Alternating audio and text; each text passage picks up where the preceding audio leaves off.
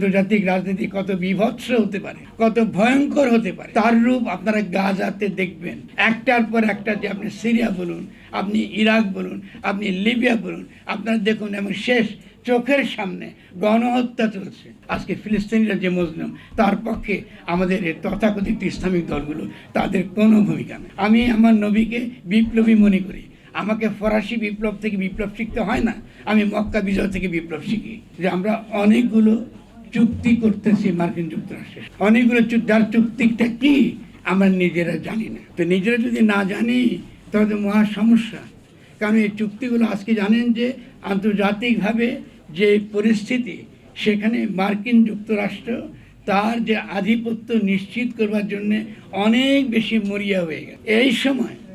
এই সময় আমাদেরকে এই মার্কিন যুক্তরাষ্ট্র বনাম বাকি দেশ, প্যালেস্তাইন সহ অন্য সমস্ত দেশ কিন্তু একদিকে, এমনকি ইউরোপিয়ানরা দেখতে পাচ্ছেন যেভাবে প্যালেস্তাইনকে স্বীকৃতি দিচ্ছে, সেও কিন্তু ধীরে ধীরে মার্কিন বলয় থেকে সে বেরিয়ে আসে। ইতিমধ্যে আপনি দেখবেন যে চীনের সঙ্গে ভারতের যে দ্বন্দ্ব আমরা দেখেছি ঐতিহাসিকভাবে, সেই দ্বন্দ্ব কিন্তু ভারত তার নিজের স্বার্থে এটা মীমাংসা করে। ফলে এখন আমরা নতুন যে অক্ষশক্তি গড়ে উঠেছে দেখতে পাচ্ছি, এটা কি ভারত, রাশিয়া এবং চীন একটা নতুন অক্ষশক্তি গড়ে উঠেছে। এই নতুন অক্ষশক্তির বিপরীতে ডক্টর ইউনূস উপমহাদেশে যদি মার্কিন যুক্তরাষ্ট্রকে টেনে না আনেন, এটা বাংলাদেশের জন্য একটা ভয়ানক বিপর্যয় টেনে আনবে। কারণ রাজনীতি, আন্তর্জাতিক রাজনীতি কত বিভৎস হতে পারে, কত ভয়ঙ্কর হতে পারে, তার রূপ আপনারা গাজাতে দেখবেন, আছে মধ্যপ্রাচ্যে দেখবেন। একটার পর একটা দেশ মার্কিন যুক্তরাষ্ট্র ধ্বংস করে দিয়েছে। একটার পর একটা, যে আপনি সিরিয়া বলুন, আপনি ইরাক বলুন, আপনি লিবিয়া বলুন, আপনারা দেখুন, এবং শেষ চোখের সামনে গণহত্যা চলছে, চোখের সামনে হত্যা করা হচ্ছে প্যালেস্তাইনিদের। এখানে আমার পাশে মাসুদ বসে আছেন, কই জামাত তো এই প্যালেস্তাইনের পক্ষে কোনো বড় কোনো মর্যাদা রাখে নেই, আপনাদের কোনো বড় মিছিল আমি দেখি নেই। আপনার কি মার্কিন যুক্তরাষ্ট্র দ্বারা সমর্থিত? আমাদের তো মনে প্রশ্ন আসে, আমাদের প্রশ্ন করতে চাই, তার মানে আপনারাও মার্কিন যুক্তরাষ্ট্রের দালালি করছেন আমাদের ক্ষুদ্র রাজনৈতিক স্বার্থে। কারণ যদি আপনারা উম্মার পক্ষে থাকেন, তাহলে অবশ্যই আজকে ফিলিস্তিনিদের পক্ষে এই যে তথাকথিত আমাদের ইসলামপন্থীদের কোনো কথাবার্তা নাই কেন? এটা তো হবে না।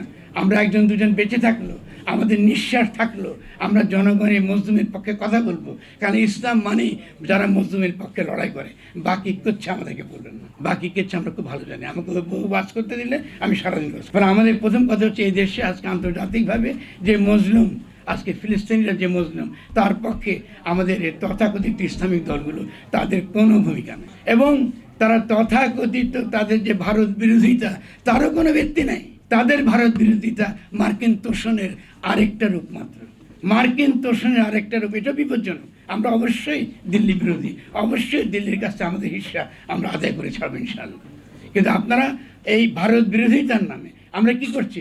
মার্কিন যুক্তরাষ্ট্রকে বাংলাদেশে আমরা প্রবেশের, আমাদের সমুদ্রের সীমায় বঙ্গোপসাগরে এই ঢুকবার, বাংলাদেশের অর্থনীতিতে শক্তিশালীভাবে কায়েম হবার সমস্ত ব্যবস্থা আমরা কিন্তু করে দিচ্ছি। ডক্টর ইউনূস একভাবে করছে, আমাদের ইসলামপন্থী দলগুলো আরেকভাবে করছে।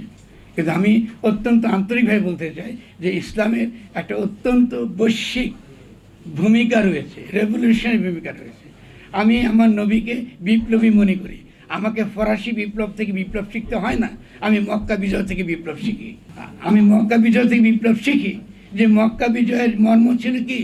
মর্ম ছিল আমরা কোনো রক্তের ভিত্তিতে, গোত্রের ভিত্তিতে, গোষ্ঠীর ভিত্তিতে আমরা মানুষের সমাজ আমরা গড়ে তুলব না। আমরা এমন একটা সমাজ গড়ে তুলব যে সমাজটা আমাদের রুহানি সত্তার সঙ্গে যুক্ত। আপনার সঙ্গে আমার প্রেম, আমার ভালোবাসা, সকলের সঙ্গে প্রেম ভালোবাসা একমাত্র ভিত্তি হচ্ছে যে আমরা একজনের কাছে আত্মসমর্পণ করেছি। একজন, তাকে আপনি আল্লাহ বলেন, গড বলেন, ঈশ্বর বলেন, কিছু আসে জানা, যার কাছে আমি আত্মসমর্পণ করেছি, আমি শুধুমাত্র তার। এই ভিত্তিতে, রক্ত, গোত্র, গোষ্ঠ বাদ দিয়ে তার ভিত্তিতে আমরা সকলেই মুসলিম, আমরা নবীর উম্মত। এবং এই রাজনীতি যদি আমরা বাংলাদেশে আনতে পারি, এখানে সেকুলারিজম বনাম ইসলামের কোনো ভেদাভেদ নেই।